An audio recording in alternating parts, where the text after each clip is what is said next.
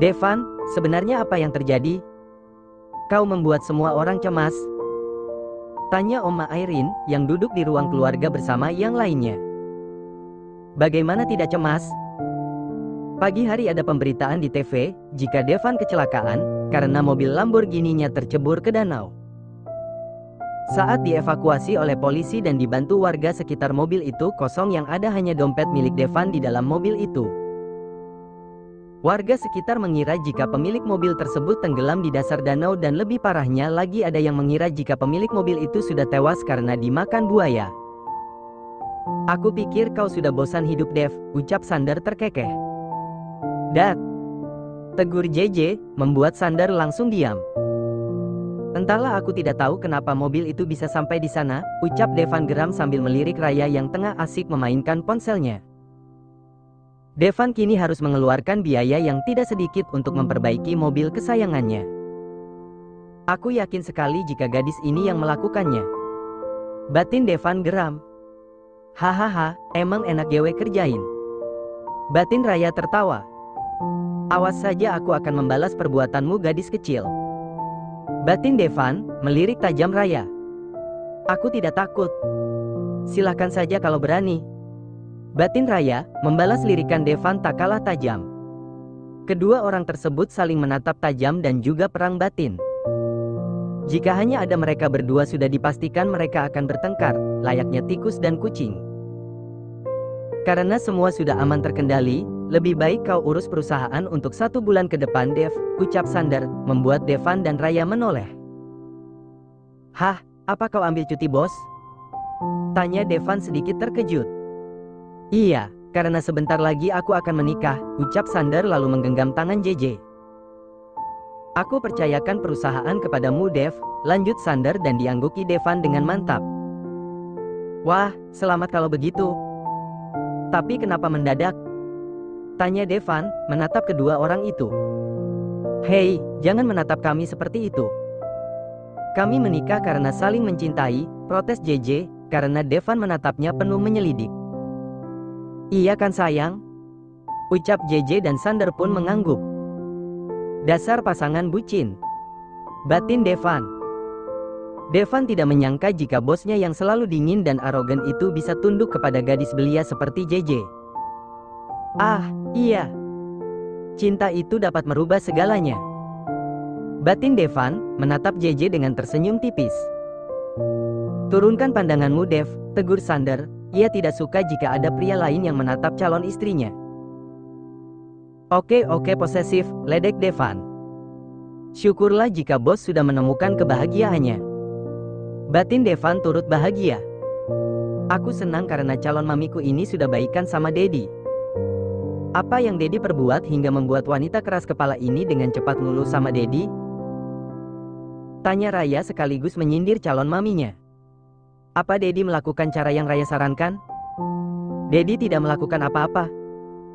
Mungkin karena mamimu ini terlalu bucin sama Dedi, ucap Sander terdengar narsis lalu mendapat cubitan dari JJ. Dad, JJ melotot tajam. Matamu indah jika sedang melotot seperti itu, rayu Sander, lalu mengelus kepala JJ dengan lembut. Is, kalian membuat para jomblo iri, Raya menyipitkan matanya sambil mencebikkan bibirnya saat melihat kemesraan pasangan itu. Makanya cari pacar, Ray, ucap Oma Irene. Raya enggak mau pacaran tapi maunya langsung nikah, ucap Raya. Siapa yang mau nikah sama cewek manja dan barbar kayak kamu?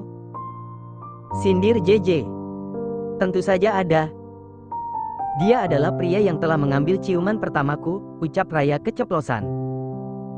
Raya, pekik ketiga orang itu dan memberikan tatapan tajam, sedangkan Devan tersedak ludahnya sendiri. Apa? Kenapa? Tanya Raya. Siapa yang berani menciummu? Tanya Sander marah. Mencium? Oh, itu tidak, kalian ini salah dengar, hehehe, kilah Raya, baru menyadari jika dirinya keceplosan. Aku tadi bilang aku akan menikah dan akan memberi ciuman pertamaku untuk suamiku nanti, ucap Raya berusaha meyakinkan. Awas saja kalau ada yang berani menyentuhmu, bilang sama Dedi, ucap Sander tegas. Iya Dad, Raya tersenyum kaku. Sedangkan JJ sudah tahu jika teman sekaligus anak tirinya itu sedang berbohong. Emang Dedi mau apakan jika ada pria yang berani menyentuh Raya? Tanya JJ memancing. Ia ingin tahu reaksi Raya dan Devan. Aku akan patahkan lehernya, jawab Sander.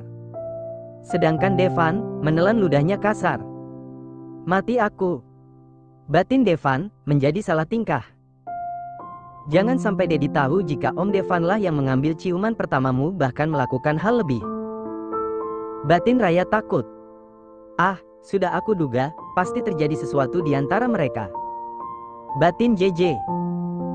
Saat melihat Devan salah tingkah dan itu membuat kecurigaan JJ semakin besar.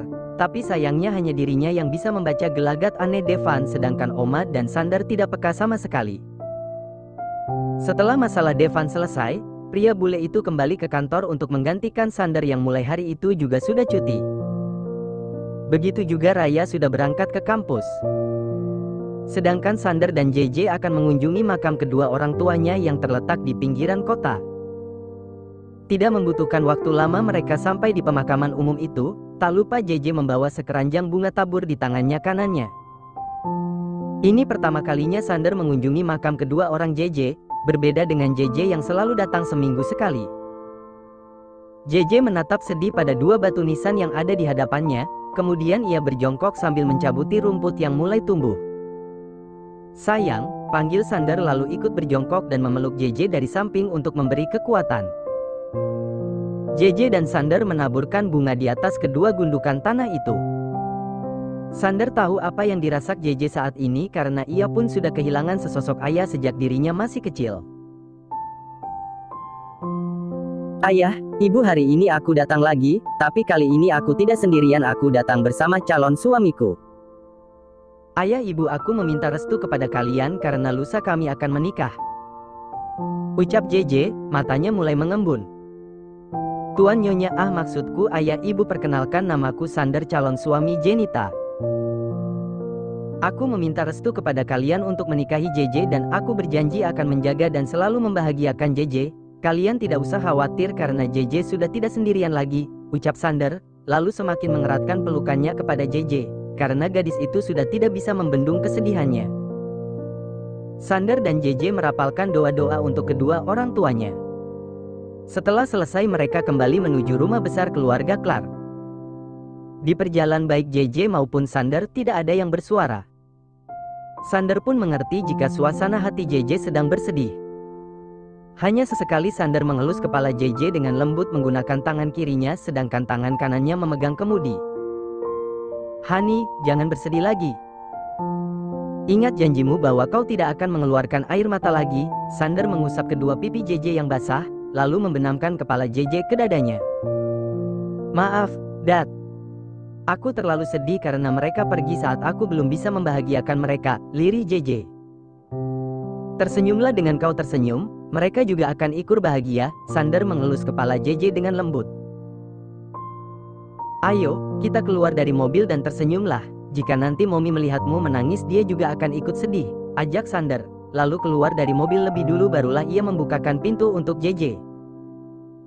Terima kasih, ucap JJ, saat Sander membukakan pintu dan mengulurkan tangannya. Dengan senang hati JJ menyambut uluran tangan itu. Sama-sama, Hani, Sander menautkan jarinya di sela jari JJ dan memasuki rumah besarnya. Kalian sudah kembali? Sambut Oma Irene. Iya Oma, jawab JJ, tersenyum hangat.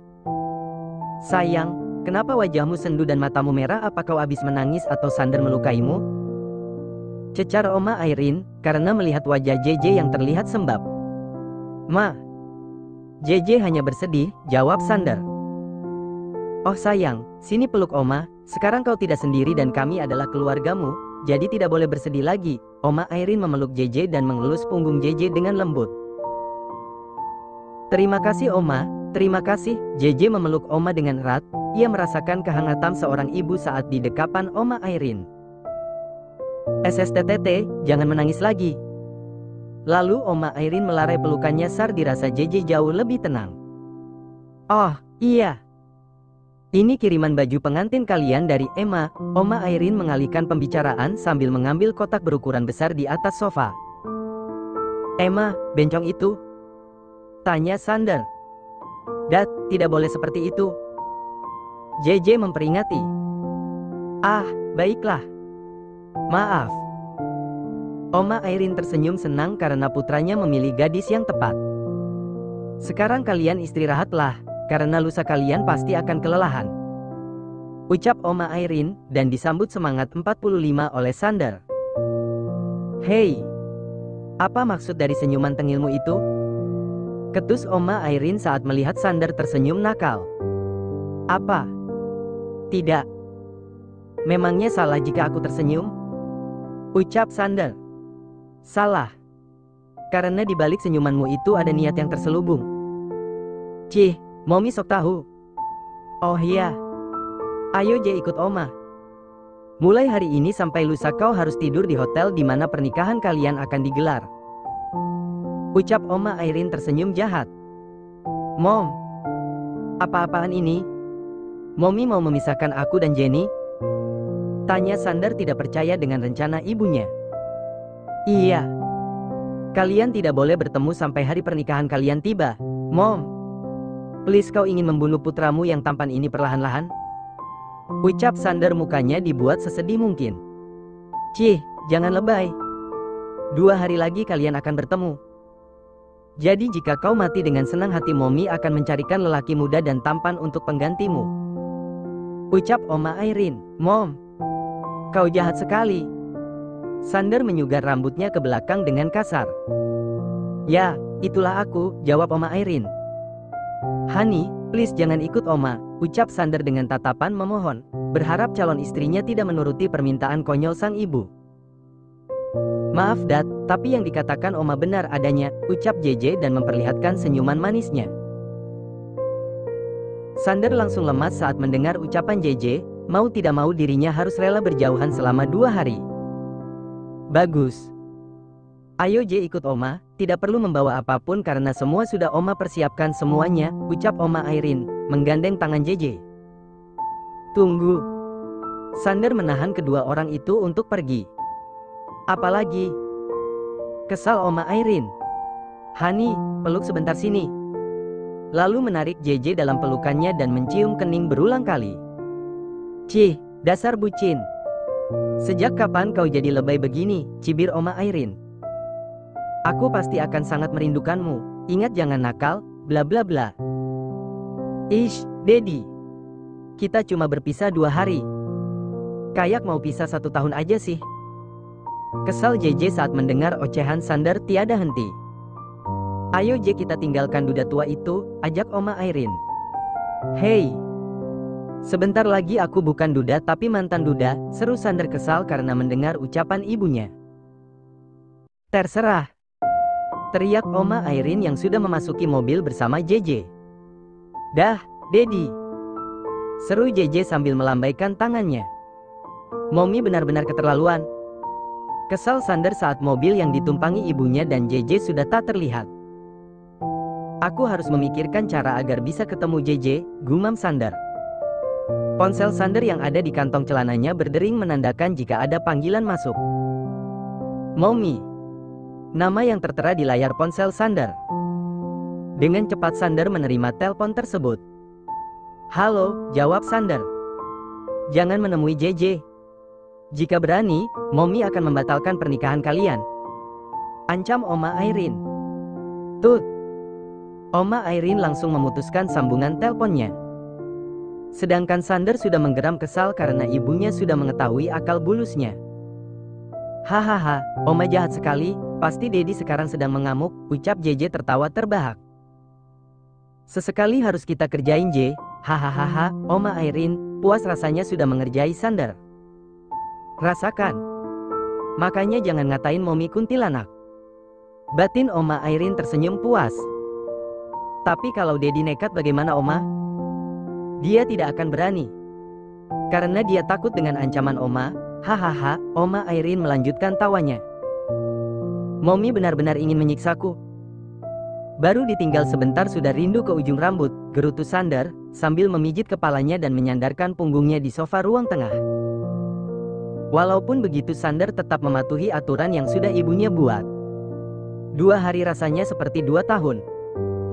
Ah JJ, aku sangat merindukanmu, ucap Sander sambil memandangi foto JJ yang dijadikan wallpaper ponselnya. Dari kejauhan ada 2 orang pelayan yang sedang bersih-bersih sambil melihat tuan besarnya yang sedang frustasi karena ditinggalkan nyonya muda. JJ pakai ilmu apa sih? Tuan Sander sampai bucin begitu, bisik salah satu pelayan. Yang jelas enggak pakai ilmu apa-apa, karena JJ cantiknya enggak ketulungan pantas jika Tuan Sander tergila-gila, sahut pelayan lainnya. Hele, kalau masalah cantik, aku juga enggak kalah cantik dan lihat nih bodiku Bahenol kayak Sharoni. Ucapnya membanggakan diri sambil berlenggak-lenggok seperti supermodel papan penggilesan. Bahenol dari mana? Bodi kayak lontong diikat pakai karet aja bangga, apalagi tuh muka kamu kayak pantat panci dibedakin, hahaha, ucap pelayan satunya lagi, mencibir temannya. Ye kamu ya? Kalau ngomong suka bener, hahaha, ucapnya, lalu keduanya tertawa terbahak.